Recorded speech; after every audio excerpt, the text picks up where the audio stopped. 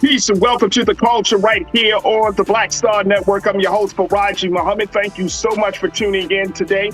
Folks, we got a great show for you. First and foremost, let's talk about Domestic Violence Awareness Month.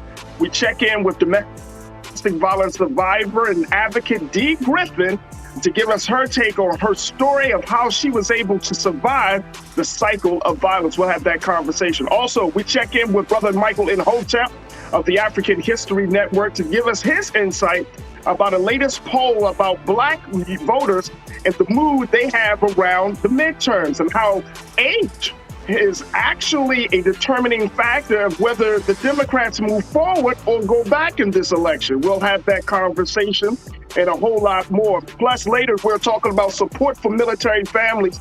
I'm going to discuss with one gentleman, Teron Sims, on how military families can be supported during this time of inflation and political uncertainty. So stay with us. All of that and a whole lot more is coming at you on The Culture right here on the Black Star Network. Let's go.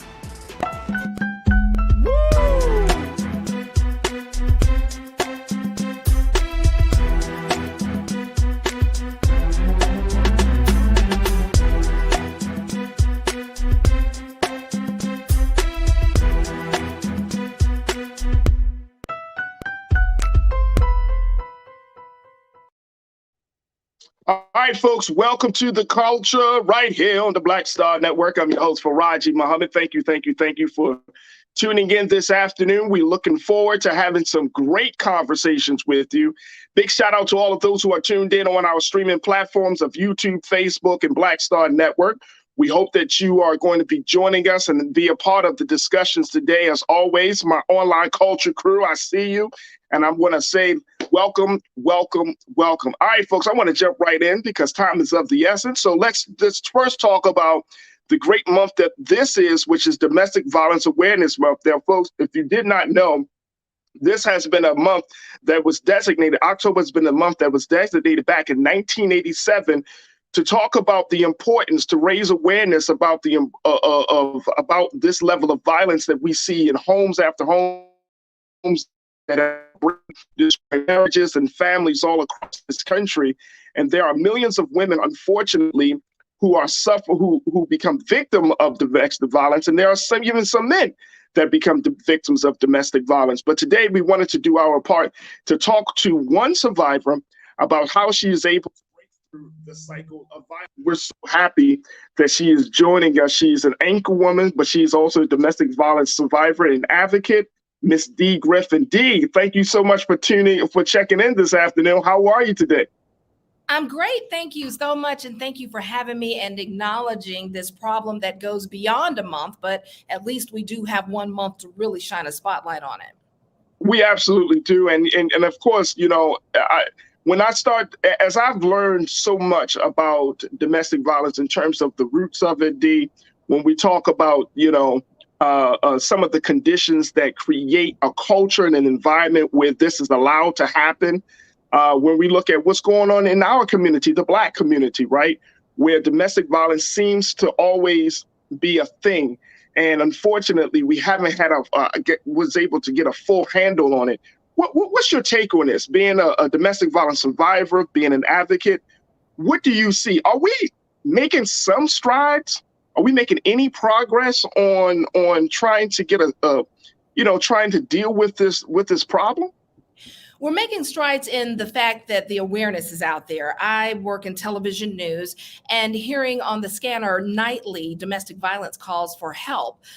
That's progress, because there was a time for many decades that victims did not feel like anyone would want to hear from them or believe them, so they would not call for help and they would just suffer in silence. So we are making strides in that regard where people are reporting it now, but we still have a ways to go to get into the mentality and get into people's minds and help them understand you don't have to take this. It's okay to press charges. It's okay to stay away from your abuser, because we're seeing now a lot of advocates say that the victim will come to court, or they will not come to court in order to protect the person who is the abuser. So there will be all kinds of ramifications that they don't want to face by reporting or charging an abuser or going with the charges against an abuser. So we still have to crack through that and let victims know that it's okay to press charges. It's okay to stop your abuser. You will have a life without the abuser. You will go on. Your children will be okay. We still have a long way to go with that, because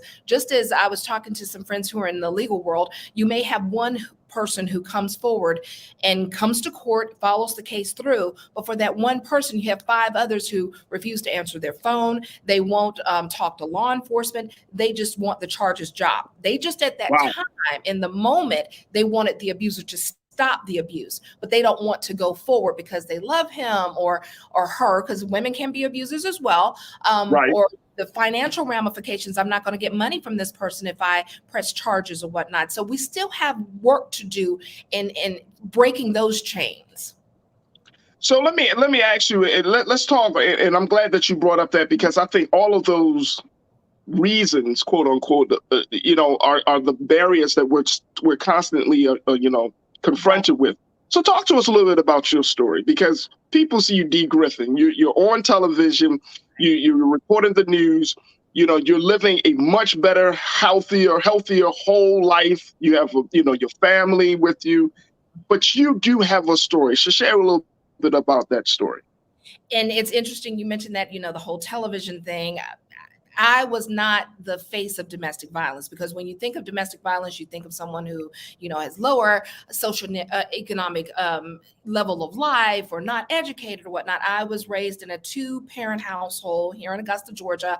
My mom was career woman. My dad was career military, and then he took on another career after retiring from the Army. He was a Buffalo soldier. He was in the last regiment of Buffalo soldiers. So he was old school, and raised me and my sister in the church. My mom and Wow. dad, big time Southern, we're going to church, grandma, everybody. We had a whole village. So it wasn't like I saw abuse growing up, because I did not. My dad wasn't abusive to my mom. My mom wasn't abusive to my dad. Now, daddy was stern, but he wanted to raise his daughters a certain way. And Sure. to be respectable young ladies. We were debutantes, all of this, went to private schools. I went to college at Fisk University, which is historically Black university in Nashville, Tennessee. Then I went and got my master's degree at Northwestern University. I did get my master's of science in journalism, and I set out to do television news. And I did fall in love in one of my stops, which was Memphis, Tennessee. I had been there almost 8 years, but I fell in love with a guy who was in the church, armor bearer of the church, and seemed like a wonderful person, could recite scripture and everything. And I told him that, many years prior, I had started a journey of abstinence, and he wanted to go on that journey with me. So, I lost out on some really, big time people, NBA players, NFL players, but they're like, nah, you ain't, doing that. But this guy, he wanted to take this journey with you, which was, I'm sure it was like mind blowing, because you're like, wait a minute, this guy wants to take a journey of absence. He must be serious about me. Oh, very serious, very educated. He was an educator, or still is an educator. But I thought, this is a special guy, and this is someone God brought for me. This was my godly man. This was my Boaz, So everything was great. He was living in Boston, Massachusetts. He moved there to become a headmaster of a school. And then, we would have our long distance relationship, but it was just, those tearful in the airport crying because we have to separate. We have to, go another 3 weeks without seeing each other. We got engaged, and it was just a fairy tale. I never saw any red flags from him, because he lived away, and also because this was the fairy tale, until the night before the wedding. I was waiting for a special gift that I had commissioned for him, and it did not arrive in time. So I missed the wedding rehearsal and most of the, almost all of the wedding rehearsal dinner because I was waiting on this package, but he called and yelled at me, just went off on me because I was not at the rehearsal because I was waiting for something and he didn't understand it. I talked with my friends and they agreed that this was just the, pre-wedding jitters. Everybody's feelings were up, were high because everybody was preparing for the wedding the next day. He convinced me to come on to the rehearsal dinner and I did. Got there late. All the chicken was gone, but I got there and everybody thought, they also thought, oh, this is an emotional bride. She's being bridezilla or something. Well, we went on and got married. It was beautiful. And because we were abstinent, he wanted to immediately start working on our family because he thought, God wants us to be together and God's going to bless us. So me, thinking, okay, I'm married now. I's married now. So sure enough, God heard our prayers and God was like, boom, I got pregnant immediately. So I was still living in Memphis and he was really putting on the pressure to move to be with him. And things weren't, jiving very well at the station. So I thought that was God's way of, opening the door, troubling the waters, as my grandmother would say, so that I would move to be with my husband. I needed to be obedient and be with my husband. So we got married in August. I moved to Boston the beginning of November of that year. And I'll just say by the end of November, I had moved into a Marriott hotel to escape him because this, first time in my life I had ever been called the N-word by someone who supposedly loved me. We had gotten into our first marital fight and it got pretty volatile. And something in me said, I had never seen someone like that with me, a man like that with me. And I was afraid. So I packed up and I moved to a hotel. And like most victims, he convinced me to come back after a while. First he blamed me and everything. And I just thought, well, maybe it is my fault. He had been married previously. I had not. So I'm thinking maybe I just need to settle into this marriage thing. This is a part of marriage. But it should not have been a part of marriage. That should not have been. And also I had this big, beautiful wedding, this big Southern Belle wedding, in right up in the paper and all of that. So how was I going to leave my husband when we had just had this huge celebration, this huge marriage, a wedding? So I went back to him and I lived for the highs, but I expected the lows and had to deal with the lows. There were a lot of lows. And I just dealt with it. A lot of it was in silence. I just put up with it until I was 7 months pregnant and he pushed me. We were in an argument and he came from across the room and pushed me and I hit the wall. And whenever we got into fights, I would go hide in the closet and I would cuddle, like curl up and hold my stomach and talk to my stomach and talk to my son and say, we're going to be okay. Mommy's going to make sure we're okay. And I would sing to my stomach and just be in the closet. But this night I went to the closet and I called my cousin Pokey back here in Georgia. And Pokey don't sound like the type of guy. No, I'm gonna just let y'all know when you got certain names, you don't sound like the type of guy that play around with certain things. Right. Pokey and his brother F2. We in the South, everybody got a nickname. So, they were the ones who they could beat up on the cousins. They could toss us into buildings and all this stuff, but you're not going to do it. So Pokey was like, we going to come up there. Where are you? And I knew that when Pokey said we, it wasn't a human. It was probably a Glock or something. So I didn't want Pokey to get in trouble and come up there and save me all the way up there when I needed to save myself. So I did go stay with a friend. And of course, again, I went back to him. And also I went back to him, be a little silly here. We had tickets to the Janet Jackson concert. And I wanted to go to the Janet Jackson concert. So, but he had given the tickets away. By the time I realized this, I was like, ugh. So then things seemed to get better. We were anticipating the birth of our son. And something else happened, but it happened right when I was coming home from my baby shower. I was 8 months pregnant. And so my mom and sister, they could tell things were not right. And my dad, I went to talk to my dad, and then he was sort of flabbergasted because he didn't understand how this could happen when he, made sure in his mind that this guy was a good guy. The guy called to ask for my hand in marriage, asked my mom, all this stuff. And my dad just could not understand how the enemy could infiltrate the camps and pull the wool over his eyes. Daddy could not get that in his mind. And so then we had the shower and I went back to Atlanta to catch the plane. And my mom and sister took me to the airport and we walked in and we got to the TSA line and I was saying goodbye and I walked away and I looked back at them and I came back and I said, if anything happens to me, do whatever you can to get this baby. Whatever you can, fight for this little boy. You fight for him with all you have. And in my room at my mom's house, I had left a piece of paper with attorneys I knew back in Memphis who could help, their information. I left passwords for all of my accounts and credit cards and things, my home, all this stuff. I left everything so that they could get it, if something did happen, because I thought when I get back, I could die. I had that feeling that I could die. So my concern was just making sure that I got to deliver my baby. That was me. Due date, D-Day was delivery in May. Just get this baby out of your stomach and whatever happens to you just happens. But I wanted my mom and sister to fight for my baby. And I went back and things were good. And then my baby was born in May. And everything seemed fine, but my mom did notice some contention there. She noticed some things were not right, and we talked about it. But of course, I swept everything under the rug. And to back up for a little bit of history here, or a basis, you know, when you're from the South, you've got to clean your house before your mother comes. So I was doing everything I could before my mom came. I was on my knees scrubbing and picking up and cleaning, and he couldn't understand why I was doing all of this. So I was like, well, my mother's coming. She can't come to a dirty house. He says, it looks fine. I'm like, no, I've got to get it a certain way for my mom to be here.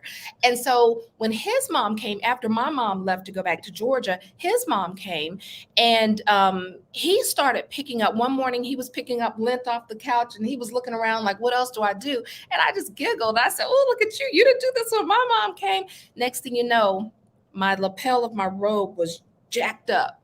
And he pulled me to him and he said, I hate you. And the look in his eyes, it was just pure evil. And we were face to face. And he then started throwing me around. He started saying all kinds of hateful things. I couldn't understand what was going on. And I kept asking him, why? What did I do? And he did pull me close and he said, I just want a kiss. And I was like, okay, give him a kiss. And then next thing you know, boom, another, just all over the place. And I could not understand it. The baby was over by the TV. He was in a swing and I kept trying to keep my eyes over on him, but I was being tossed about. And over at the sink, he put my head down from the back into the sink. And so I was bent over backwards.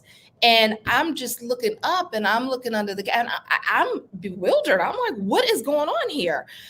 And so then he did get me to one point over by the refrigerator, in front of the refrigerator. And he started talking about how much he hated me. Where was the money? I had all this money before we were married. Where's the money? Blah, blah, blah.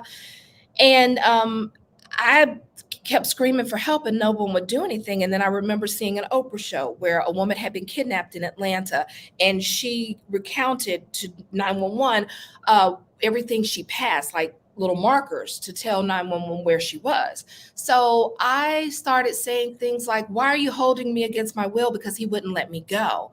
Then he punched me and I had an emergency C-section 5 weeks prior.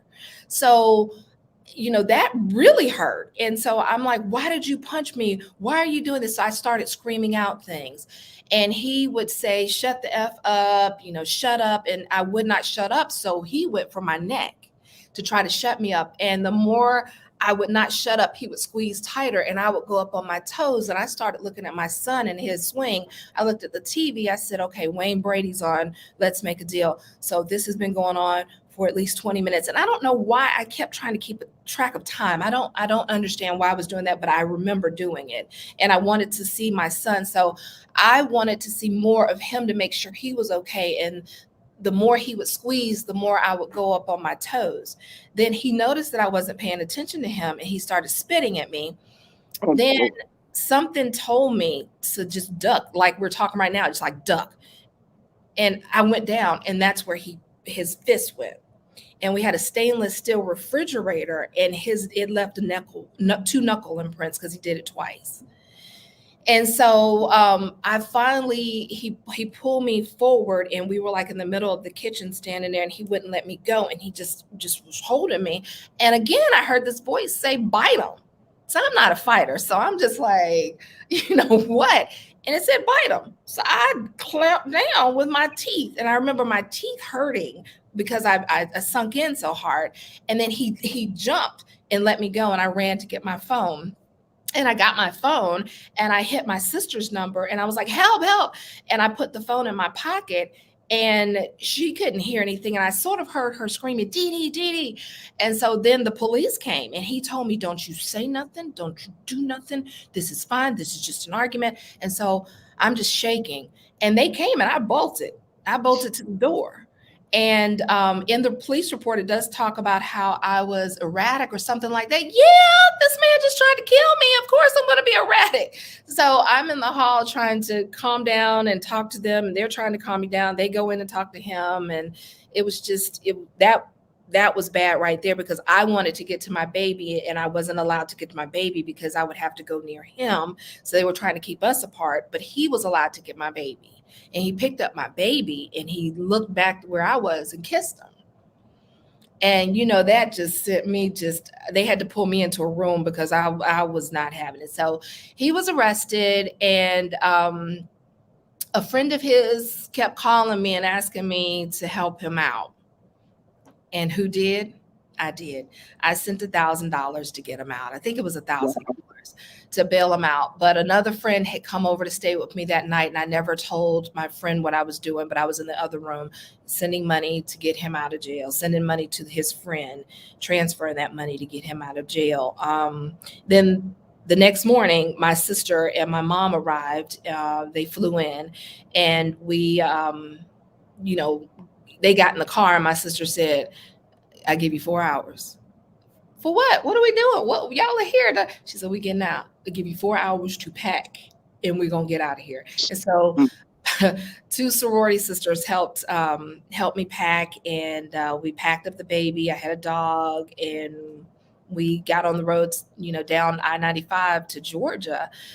And it was hard. We stopped in Virginia, and I remember that that next day was Father's Day. And when we got on the road again, Daddy called, and he said, "Thank you for the Father's Day cards and this and that." And so he called to talk to my sister, and my sister said, "Oh, Dee Dee's right here." And he's like, "She is." So I fall into tears, "Daddy," but we had to wait to get below Virginia, because otherwise he was going to come kill him. He was going to go, World War II on him, 3 on him. So your father would have gone. Oh yeah. He was an old man, but he wasn't playing, just like my cousins and them. And so then I did get home, but the nightmare did not end, because I'm going to fast forward here due to the interest of time. But I wanted my ex-husband back. I was still a newlywed technically, so I did, try to get him back. I went back to, under the guise of, packing my stuff, and tried to beg for him to work on the marriage, and he wouldn't go for it. Turns out he was seeing someone else. He had another girl. He had a girlfriend back in Tennessee, and so she was taking his attention. And I later learned that was a blessing. Don't think that these side chicks necessarily are a bad thing, because they take the attention of somebody who's going to kill you or threaten to kill you. He didn't come kill me because he had somebody else to pay attention to. So wow. Thank you. So I wanted my marriage. That I still look back at the text messages. I was begging and pleading constantly. We went back to court for the assault charge. He did get, I think, 26 weeks of batterer's intervention or something. I can't remember, but that was it. And then his record was erased. But during that time, also, the superintendent of schools, she wrote a good letter for him for the judge. And it made him seem like a great guy, because on the outside, most abusers seem like really good people. So right. You really, you don't know that they have this tendency, because you're not living with them. They're presenting one thing to you and another thing to, the people on the outside, especially their employers. So she wrote a really glowing review of him for the judge. And so he didn't get a stiffer sentence, of course. And then we went on, and I still fought for the marriage. He blamed me for him having to go to the classes. Then it came time for us to move forward, and he ended up filing for divorce because I didn't have money at this time. I had moved back and was raising my baby. He wasn't sending any payments regularly, so all of my money was going toward my child and trying to get used to this new normal and making everything, a home again for me and my son. So during the divorce, he terminated his rights. He told his attorney he didn't want anything to do with this child, the child that he wanted. He's the one who said he wanted to go ahead and start working on, having a family. So I told my attorney, we were talking, and she said, the thing here is, now, if something happens to you and you die, he's going to get this child. Mm. If you have a heart attack or something, you're in a car wreck, and she had just had a client who was in a car wreck, and the father had never been in the child's life, and the kid was maybe 6 or 7, and he came the night of the funeral and got the kid and left, and he had that right. Wow. So I said, what can I do? And we talked about termination of rights, and she said, are you sure? Is this something you would go along with? And I said, well, we'll see. And we had a guardian ad litem who met with us, who was supposed to meet with us. We had to pay him, and he would, be a mediator. My ex-husband never showed up to be with my son or, say he wanted to see my son. Does your son have a relationship with his father? No, he terminated his rights. He willingly signed up. And in the papers, in the termination, it says that he is deemed a threat to my son, to this boy. And so the judge signed off on it because he showed no interest in the child. It was a deemed abandonment. And so he has still, in 11, my son's 11, so 10 years, he has never reached out. I've never changed my phone number, social media, anything, because I thought, well, maybe he regrets now. No. And turns out the woman he was seeing, she was pregnant with twin boys. So this was one less mouth to feed. So he terminated rights to my son. Also, in domestic violence, it doesn't have to be physical. It could be mental, emotional, financial. He hit me financially, mentally, and emotionally because he could no longer get to me physically. So the financial piece is the rest of this child's life. She's going to have to support this child on her own, which is tough. Any single parent would know it's hard, and trying to make ends meet with the child. And then the mental, emotional, my son has been taunted for not having a dad. Thank God my son is a pretty tough kid. He's used to this, but those are things that, he has imparted on this kid who it's not his fault at all. This precious boy is not his fault. It's the fault of a selfish person who's an abuser who did not get his way. He didn't get to kill me. He didn't get to keep me down. So it's like, I'm gonna get her in these ways. But thank God I have a strong support system. So first and foremost, bravo. Thank you. I'm really. It's a lot. It's a lot, and I thank God that you're here to share your story. Thank you. I thank God as well. I'm serious. I thought I was going to die. I'm serious. I can only imagine. Yeah. I can only imagine. And, I thank God that you and your son is safe, which is, another concern. Yeah. And I don't know if you've had that conversation with your son. I don't know how to have a conversation with your son about who your father is.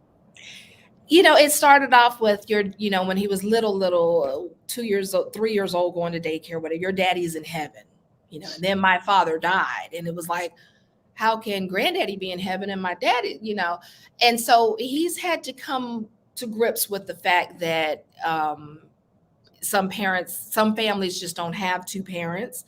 Some families do. But also, because a kid has two parents doesn't mean that everything's perfect at home. It doesn't mean that there's no violence. That doesn't mean that it's unicorns and rainbows. But mommy chose to get you away and to make sure that you were safe. And that meant being away from that person who hurt mommy. And if he did it in front of you at 5 weeks old, he was going to hurt me in front of you at when you were 5 years old and maybe 10 years old, and so on and so forth. So I wanted to protect my son as well once the reality hit, because I wanted my marriage to work, not because necessarily I wanted to be abused. It was the embarrassment that I suffered for so long. Like, how can I be away from my husband? We just got married, and how does this look that I'm divorced and this and that? I had to get over that and realize that this was a blessing, because this man could have hurt me even worse or killed me, or my son could have grown up thinking that this is how you treat women. And I didn't want that. I didn't want to continue that cycle and make you think that this is how I'm supposed to treat a woman. I never wanted that. And then also there would have been a likelihood that I probably would have had another child, and who knows, that could have been a daughter, and she would have had to grow up in that environment. And I just didn't want that. I did not want that. It's been a struggle. It has been a struggle getting jobs, all of this. And financially, I've never been able to get to the financial spot that I was prior to marrying him. I had a house, I had all this. It's been a struggle, and I'm very honest about it. I'm real with it. But at the same time, I'm alive. My son is alive. He doesn't have to see that abuse daily. So that's a blessing. So we got a few moments left, Dee. And, and like I said offline, you are always welcome to come back onto this show. And I'm very serious about that, because I feel like you have so much substance and you have so much that you can share with our audience about a number of things, right? But this story, I mean, just allowing you the space to share this story with so many of us who are listening. And, we have a couple of our online culture crew members that said they had to walk away because it was a little triggering for them, for some of them. So I put in the chat, please walk away. I understand. But as one of our pastor crew members, Damon, said, he hates to hear these stories, but we got to talk about it, right? Like we hate to hear this, but we got to talk about it. Yeah. So, I mean, with a few moments left, what would you say is the big thing?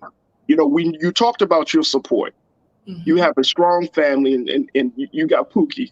Yes, I got Pokey, I got FD, I got all of them, right? That was going to handle the situation, and that could, in the situation. DJ, my cousin DJ, put it on Facebook. Let him cross Georgia lines. Bring it. Right. DJ was now we know.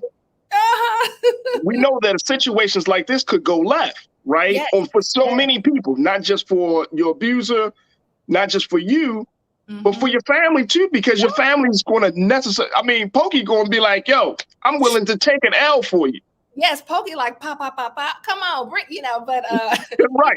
I'm the cousin with the pearls, and I don't know how to fight for myself. I didn't even know the signs of abuse. I just thought that this was how marriage is supposed to go. Although my parents, I thought, oh, they're old. They just didn't have these kind of young people married issues. But I'm grateful for my support system. Like I said, my cousin DJ, he was like, don't you bring that over here. We got her. Right.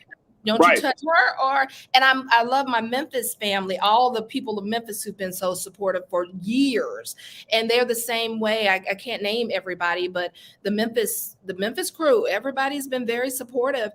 But it's hard to get out. And I read one of the comments, Karen Connor, she mentors domestic violence survivors. It's crucial to leave after the first occurrence. And that is so true. It used to be that the number was the victims, they don't finally take that final step until the 7th incident, after the 7th time trying to leave. Now the numbers have gone up. It's like after leaving 8 times. That's coming back and forth. For me, it was about 4 times coming back and forth. And so, if that had not happened and I called my sister, I probably would have been on that roller coaster for longer. But if you know my sister, Dr. Dawn Griffin, she's not going to let you mess with her little sister. So she's like, oh, we coming, and let him mess with me. But also it's important to have an escape plan. And I say this For me, I was talking to my aunt recently and I said, remember my escape plan? And she said, make me remember, baby D. I said, remember, I talked with you and my aunt and uncle had a home on Martha's Vineyard. Our plan was for me and the baby to get to Martha's Vineyard, to get to the ferry and get over, and we will contact police and prevent him from coming over because there was no other way for him to come except fly in. But police would know and I would be safe, and then they could get me from there. But it's scary, but I had an escape plan. And looking back on it, it's wild to me that I was in this headspace, but I had to be. You have to have an escape plan. You're right. You can't just one day say, I'm out, I'm bouncing. But you have to have an escape plan that's tucking away money, that's finding a place to go. I wish airlines or Amtrak or some kind of buses or somebody would have a system where if there are bona fide domestic violence victims, there are free tickets that can be given to these tickets via shelters that have proven that they are abused, and get them out of there because they excellent idea. If you're sitting in the same city and you're like, I have no money, I can't this, you're going to go back to the abuser. You're going to go back because you need help. Or, for me, it was the situation of I could have been charged with kidnapping for taking my son, but because I had the police report, because the police were called to the scene, I had that as, my trump card, because I wouldn't have been charged with kidnapping since there was abuse and my son was 5 weeks old. He needed his mom. So that was a saving grace there that, I didn't get charged with kidnapping.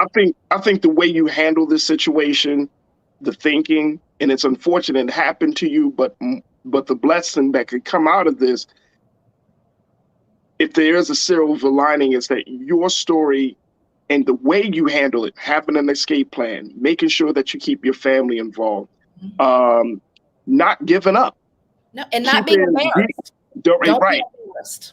And, most importantly, always looking out for the safety of the children that's in the space. So these are things that are very, very important. I know we got like 30 seconds left.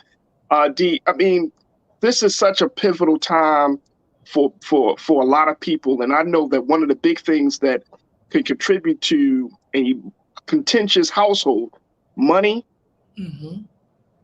trust issues, lack of communication. We're seeing these type of things now because of inflation, because of the pandemic, because of the fact that, we're just in these type of cultures. What would you say to any man or woman who is listening today?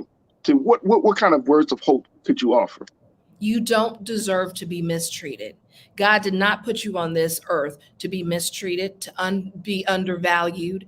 You can get out. There's help. The embarrassment holds so many people in these bad, toxic relationships and situations. You don't have to put up with anything but value, good value, someone who sees your worth, someone who loves you genuinely. Love doesn't hurt. You've heard it before. It's true. Love does not hurt. It does not hurt physically, does not hurt mentally, financially. It does not hurt emotionally. And the true character of a person, and again, abusers can be male or female, but a true character of a person is how well they take care of you and your mental stability and your peace of mind. And you have to take care of that yourself. You have to build that, but make sure that they're not coming to tear that down.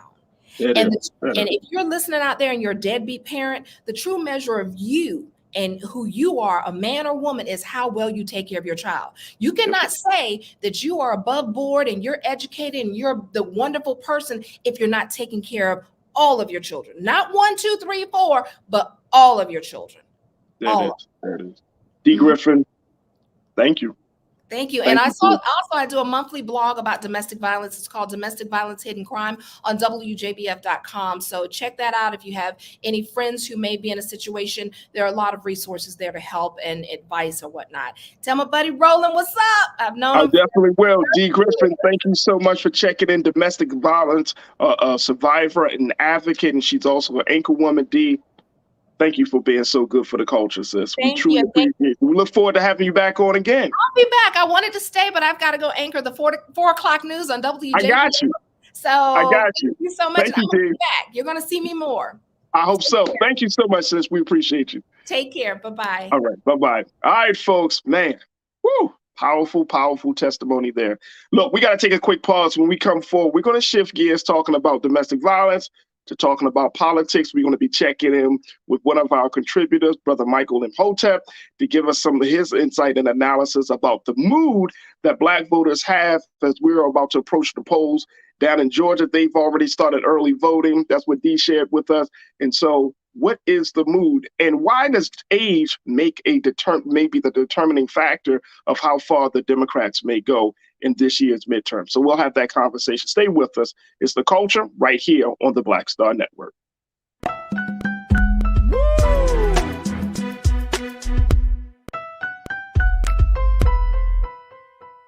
Hatred on the streets, a horrific scene, a white nationalist rally that descended into deadly violence.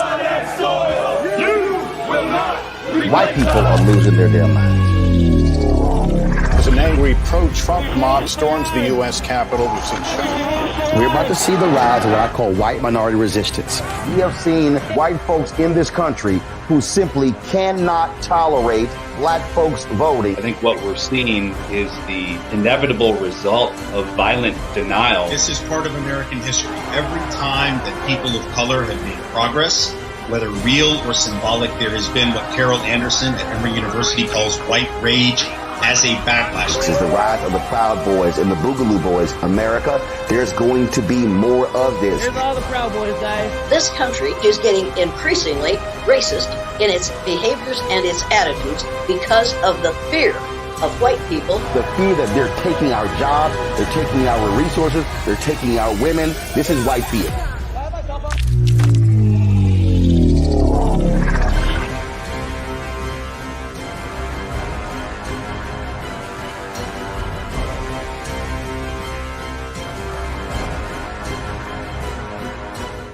When we invest in ourselves, we all shine. Together, we are Black beyond measure. When you talk about Blackness and what happens in Black culture, we're about covering these things that matter to us, speaking to our issues and concerns. This is a genuine people-powered movement. There's a lot of stuff that we're not getting. You get it, and you spread the word. We wish to plead our own cause. Too long have others spoken for us. We cannot tell our own story if we can't pay for it. This is about covering us. Invest in Black-owned media. Your dollars matter. We don't have to keep asking them to cover our stuff. So please support us in what we do, folks. We want to hit 2,000 people, $50 this month, raise $100,000. We're behind 100,000, so we want to hit that. Y'all money makes this possible. Checks and money orders go to P.O. Box 57196, Washington, D.C. 20037-0196. The Cash App is $RM Unfiltered. PayPal is R Martin Unfiltered. Venmo is RM Unfiltered. Zelle is Roland at RolandSMartin.com.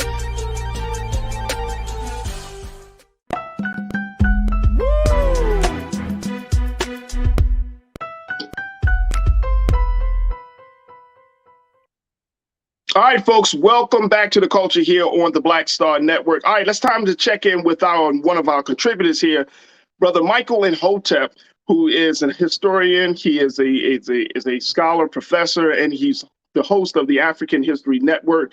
And you can check out him on the AfricanHistoryNetwork.com to get all the latest news and information that he's putting out. It's really, really, really good for the culture, talking a lot about our history, to talk about how our history in the past relates to where we are in the moment. So we're always happy to have him on to bring us the insight and the analysis that we need to understand what's going on. And so, Brother Michael, again, thank you so much for joining us today. How you doing, dear brother? Wait a minute, we got you on mute, brother. I'm all right. How you doing today? I'm good, brother. Peace. Good to have you, brother. Good to have you. All right, Brother Michael, let's talk a little bit about something around Black voters' mood and this year's midterm. We're seeing something very different. I mean, of course, we have been talking about the midterm elections. Our sister Dee Griffin shared with us offline. The early voting has already started in Georgia, folks. And if you're down in Georgia, she said the lines, Brother Michael, round the corner. Yes. So if you're down in Georgia, y'all need to vote. Absolutely. That's all it is. Y'all need to vote, because two big races are that the whole country, not just the state of Georgia, the whole country is looking at. gubernatorial race with our sister gubernatorial candidate and advocate Stacey Abrams. She's going against the current governor, Brian Kemp. This is the second time that they've gone against each other. He only won by a slight margin the first time. And then also we're looking at in the Senate race, Herschel Walker for the Republican side. Right. Right. And Raphael Warnock. So two big races. Now, outside of the midterm situation, this is what it was reported as we talking about what is the current mood right now. And of course, the mood is being determined and tempered by age, economy, and racism, according to a new survey by the GRIO and KFF survey. They found that a number of determining factors might be the one factor that brings either success to the Democrats and to Black folks, or they may not bring success. But here's what they said in this report. And Keenan, let's go to this first quote. It says, even though Black voters have a clear preference for the Democratic Party, relatively few, 22% said that Democrats represent their interests very well. Age is a key determinant in Black voters' outlooks and perceptions going into the midterm elections. Voters ages 18 through 49 and over 50 had different views on how they felt about President Joe Biden and Vice President Kamala Harris's performance in the office, and if they should serve again. 69% of Black voters overall approve of how Joe Biden handled his job as president, but there's a 23% point gap, 59% versus 82%, and how 18 to 49-year-olds and those over 50 feel about Biden. All right, I wanted to kind of key in on this and take a look at it, because this looks at a number of different factors that could be the big shift for Black voters in this year's midterms. But I wanted to look at this age piece, Brother Michael, because this seemed very fascinating to me. What do you make of this? That 18 to 49 are not sold on President Biden and Vice President Kamala Harris right now? Well, number one, I would ask where they're getting the information from about politics and what has been accomplished by this administration.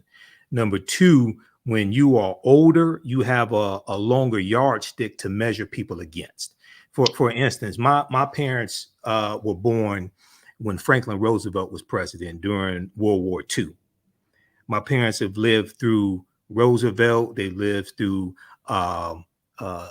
Nixon. They've lived through Kennedy. They lived through Eisenhower, Harry Truman, Bill Clinton, Ronald Reagan, George W. Bush, President Barack Obama, Bush the son, Bush Jr., George W. Bush, etc. Right? When you go in August 28th, 1963, you had the March on Washington, the March for Jobs and Freedom. In June of 1963, there was a march up and down Woodward Avenue here in Detroit that Dr. King led. My mom was in that march, June 1963. She ain't marched next to Dr. King like a lot of people say they did, but she was in the march, right? So when you go talk to my parents about politics, you need to know what the hell you're talking about, because they've lived through all that. They've seen all that.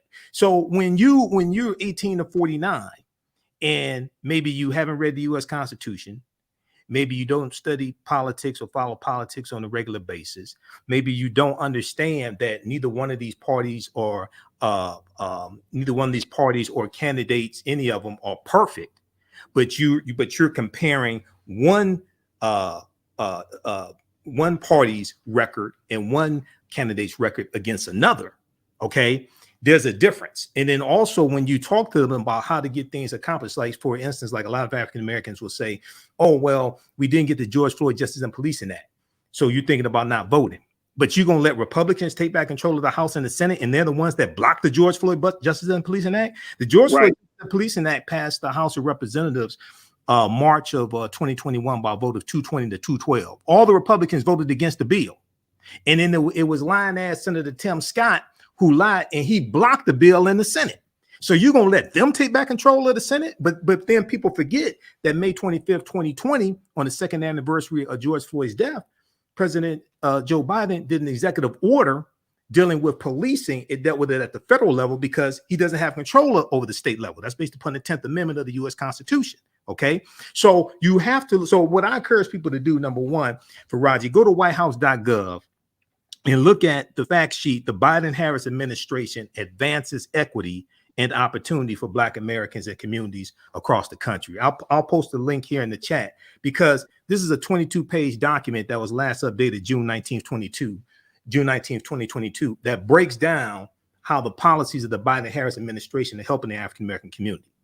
It was last updated February 28th, 2022. I talk about this when I'm on Roland Martin Unfiltered, and outside of me, I don't know anybody else that talks about this document. It goes category by category, whether you talk about the American Rescue Plan, whether you talk about the infrastructure bill, and then I'm not even sure if this includes the Emmett Till anti-lynching bill, but that's something that's very important. But also you look at what just happened with student loan forgiveness, okay? A little more than 25% of African Americans are going to have the remaining balance of their student loan debt wiped out. 500,000 African American families are going to be moved from a negative net worth to a positive net worth because of that one policy. Republicans overwhelmingly are against it, and you have Republicans filing lawsuits or preparing to file lawsuits to block the student loan forgiveness. So you have to understand it's not only about what someone can do for you or what a candidate or party can do for you, is also understanding how to block what other people are trying to do to you. And you have to, don't compare the Democrats to the almighty, compare them to the alternative, because the alternative are Republicans. Wait a minute, Brother Michael. Why are you dropping some jewels like this? Don't compare Democrats to the almighty. Yep. And don't compare them to compare them to the alternative. Look at how Republicans have been voting. Go to congress.gov. Congress.gov is number one, where you can read all these bills that are being posted in the Congress and being passed.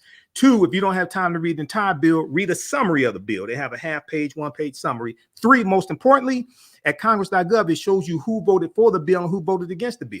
If you're a member of the House of Representatives keeps voting for bills that you advocate for overwhelmingly, why the hell would you let them get voted out of office?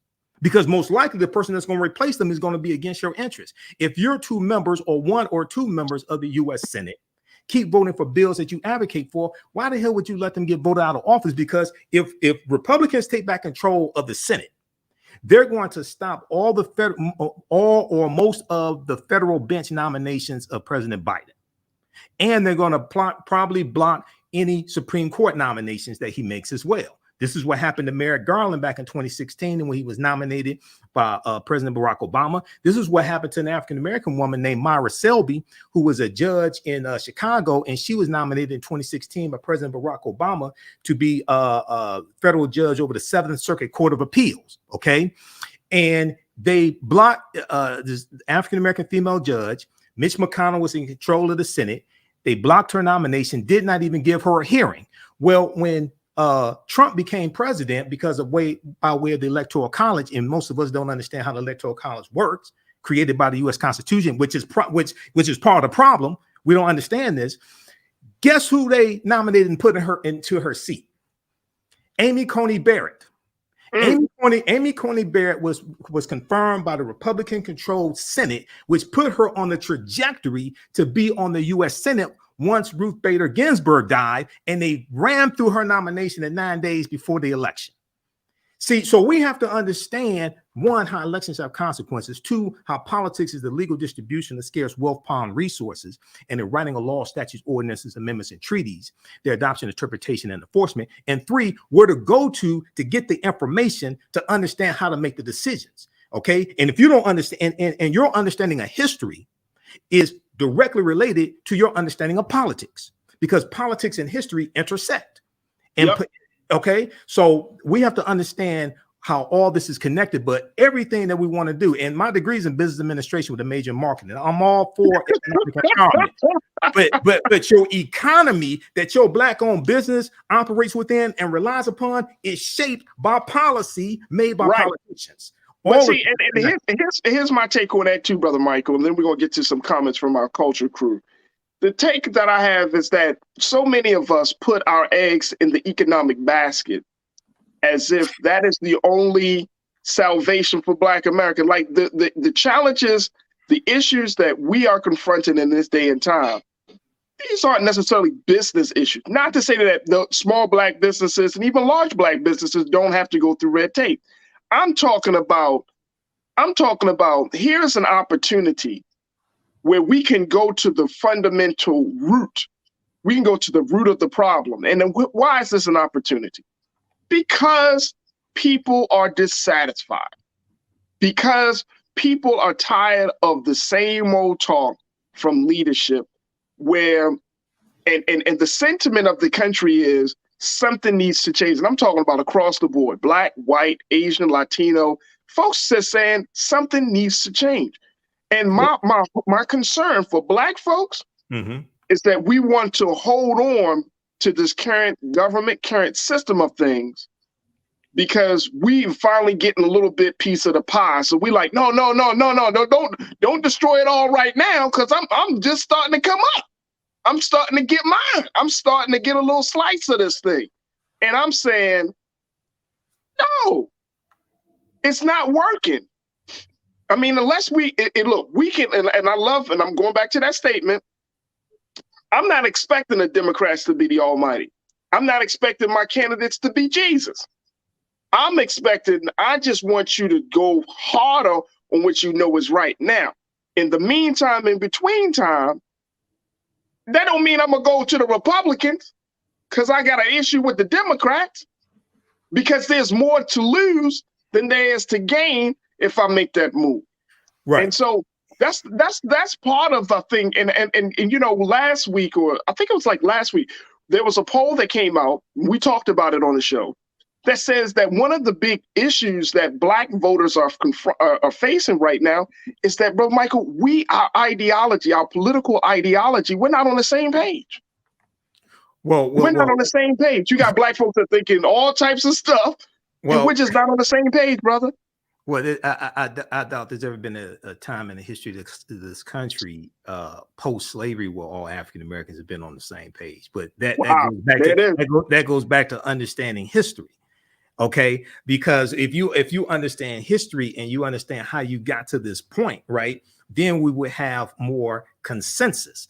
But you know, we've always had African American conservatives. We've always had African Americans who weren't conservative. Things like this. You had a Dr. W.B. Du Bois. You had a Booker T. Washington. You had a William Monroe Trotter. You know, so. There's never necessarily been a time where we've like all been on the same page. That's just a revisionist history.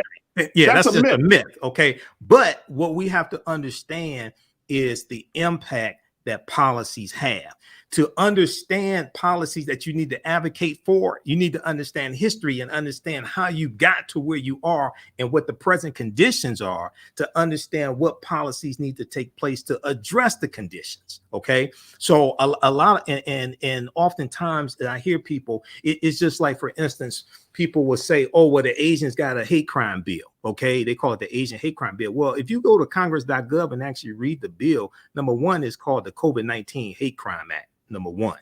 Number two, it is not specific to race. If you actually read the bill, and this is a short bill, because what the bill does, it deals with allocating more money for data collection, when it comes to hate crimes. It's not specific to Asian Americans, number one, number two. And then number three, the first hate crimes bill ever passed in the history of this country was signed into law in 1968 by President Lyndon Johnson, and it was part of the Fair Housing Act. And it was because of the civil rights movement, and it largely was for and because of African Americans. Right. That's the 1968 Hate Crimes Act. So they skip over that, and then also they skip over the Emmett Till anti-lynching bill. Last time I checked, Emmett Till was Black.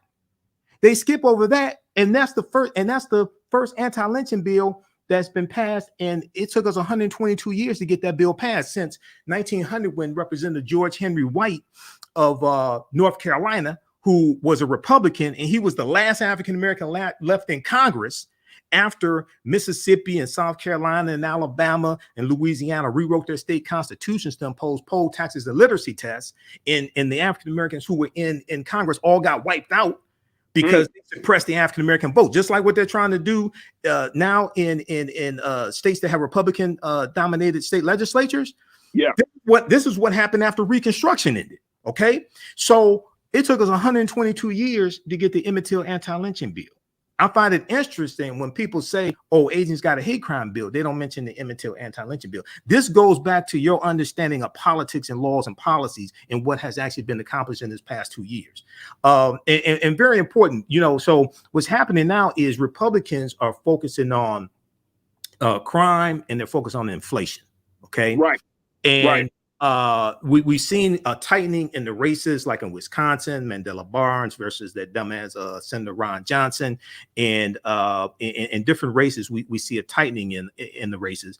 Even in Reverend Raphael Warnock is 4 points ahead. He's like 48-44 against Herschel Walker. Right.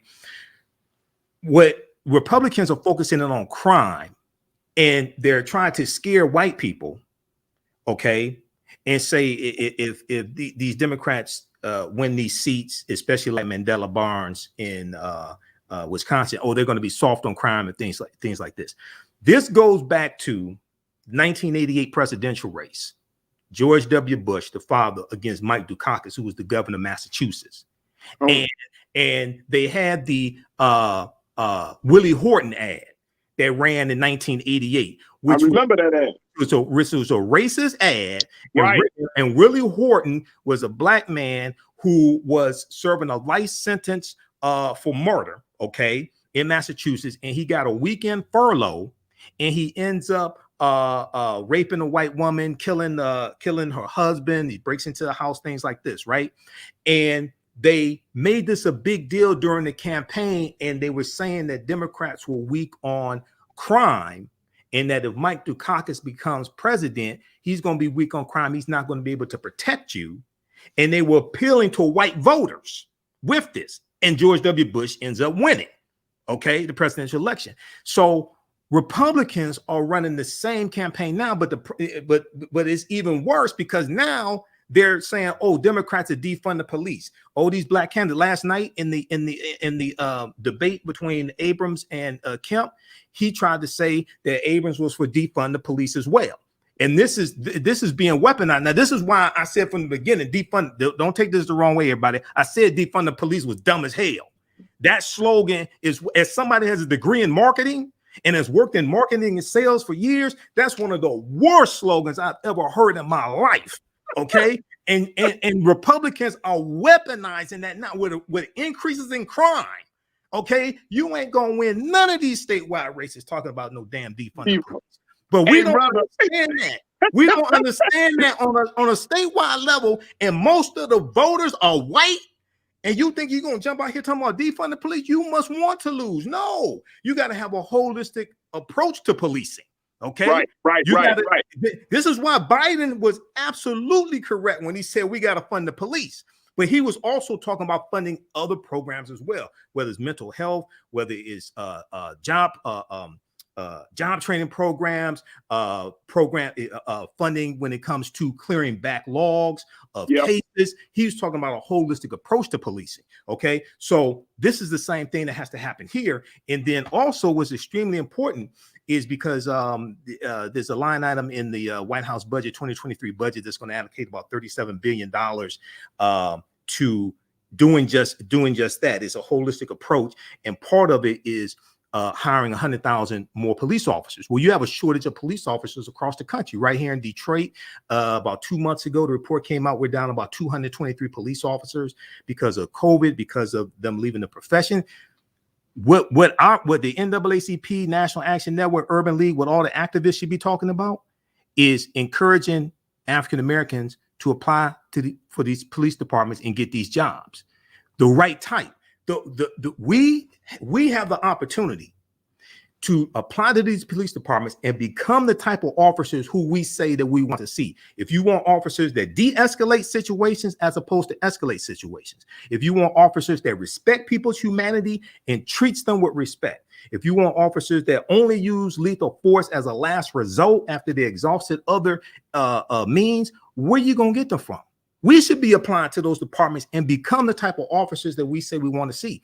More and more police departments are implementing a policy called duty to intervene, which means if you see police brutality going on, you see something going wrong, you have a duty to intervene and stop it. Some of the first people that need to apply for these jobs are the activists, because they can go into the police departments, and when you see stuff that you've been protesting against, guess what? Now you got a badge. Now you can intervene and help stop that, help expose it. Okay, so this is a real opportunity for us to really shift what's taking place, especially in communities where African Americans are the majority of the population. And that is a message that's not being promoted. We should be promoting that. I think I don't hear him.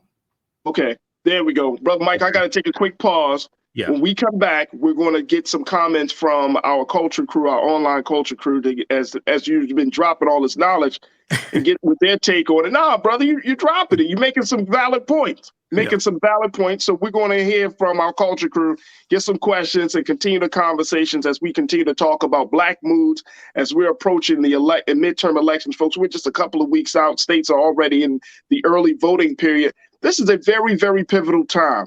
And we need to be very clear about where we stand and what we're voting for. We're going to continue to have that discussion. So stay with us. That's up next here on The Culture, right here on the Black Star Network.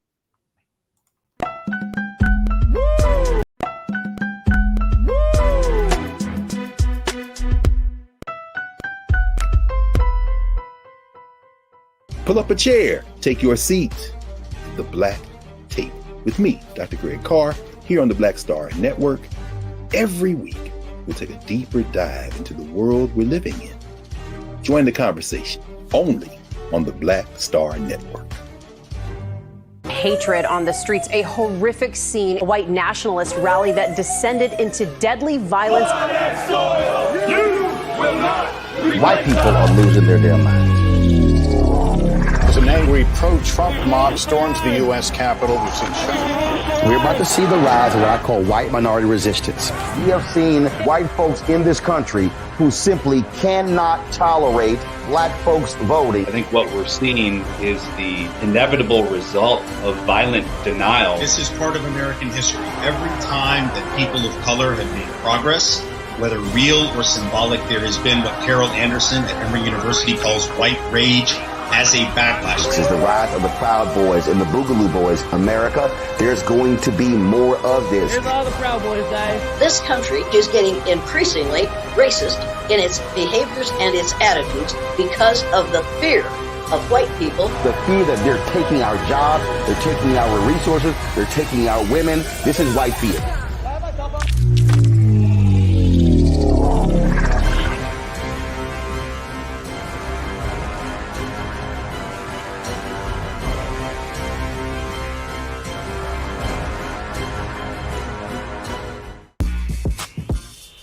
When we invest in ourselves, our glow, our vision, our vibe, we all shine.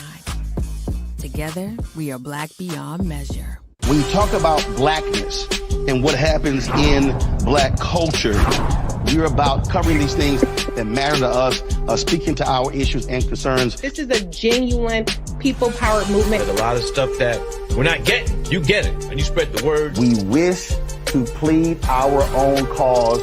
Too long have others spoken for us. We cannot tell our own story if we can't pay for it. This is about covering us. Invest in Black-owned media. Your dollars matter. We don't have to keep asking them to cover our stuff. So please support us in what we do, folks. We want to hit 2,000 people, $50 this month, raise $100,000. We're behind 100,000, so we want to hit that. Y'all money makes this possible. Check some money orders. Go to P.O. Box 57196, Washington, D.C. 20037-0196. The Cash App is $RM Unfiltered. PayPal is R Martin Unfiltered. Venmo is RM Unfiltered. Zelle is Roland at RolandSMartin.com. When we invest in ourselves, we're investing in what's next for all of us. Growing, creating, making moves that move us all forward. Together, we are Black beyond measure.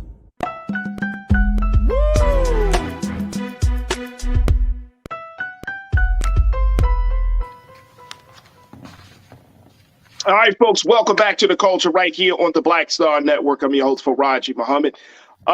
Folks, if you've been tuned into the conversations, you know that we've been having just phenomenal discussions about various topics that have impacted our communities, our homes, our communities, and this whole country. So that's why we're always asking for your support, because we want to continue to have these conversations going. So make sure you just head right over to blackstarnetwork.com. Make sure you check us out there.